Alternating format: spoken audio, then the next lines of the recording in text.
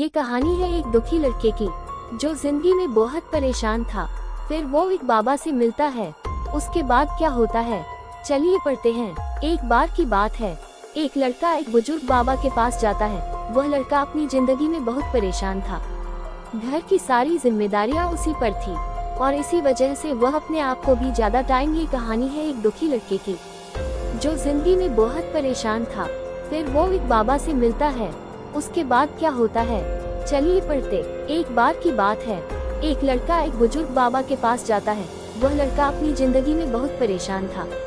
घर की सारी जिम्मेदारियां उसी पर थी और इसी वजह से वह अपने आप को भी ज्यादा टाइम नहीं दे पाता था और बस दिन रात काम किया करता था। वो उसके दोस्तों और उसके फैमिली वालों को भी टाइम नहीं दे पाता था। उसके जो दोस्त थे वह घूमने जाया करते थे, लेकिन यह नहीं जा पाता था और इसी वजह से उसकी खुशी छीन सी गई थी। उसे भी नहीं पता था कि वह लास्ट टाइम कब दिल से खुश हुआ था, क्योंकि वह काम में बहुत उलझ सा गया था और उसकी मेंटल हेल्थ भी खराब हो रही थी। तो एक दिन वह एक बुजुर्ग बाबा के पास जाता है और उन्हें ये सारी बातें बताता है कि मैं बहुत परेशान रहने लगा हूँ, खुद को भी टाइम नहीं दे पा रहा हूँ और जब मैं खुद के लिए टाइम निकालने का सोचता हूँ तो मुझे अपनी जिम्मेदारियाँ याद आ जाती है। मैं पागल सा हो गया हूँ, अब आप ही मुझे कोई रास्ता बताए। वह बुजुर्ग बाबा उस लड़के को कल नदी के पास आने के लिए बोलते हैं। ये लड़का जब कल नदी के पास जाता है तो देखता है कि वह बुजुर्ग बाबा पहले से ही उसका इंतजार कर रहे थे। लड़का बाबा से कहता है कि बताए बाबा, अब मुझे क्या करना है। तो बुजुर्ग बाबा उस लड़के से कहते हैं कि बताता हूँ, लेकिन पहले हमें नदी की उस साइड में जाना है, मतलब नदी के उस किनारे पर जाने के बाद मैं तुम्हें बताऊंगा कि तुम्हें क्या करना चाहिए।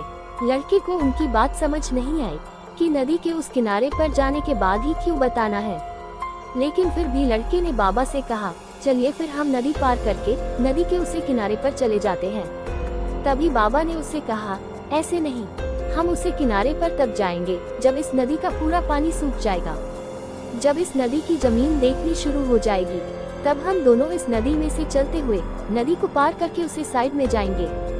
लड़के ने बाबा की तरफ देखते हुए कहा, बाबा आप ये क्या बोल रहे हो, जब इस नदी का सारा पानी सूख जाएगा तब हम ये नदी पार करके उसे साइड में जाएंगे। तो शायद ऐसा कभी नहीं होगा, पर हम उस साइड में जा ही नहीं पाएंगे।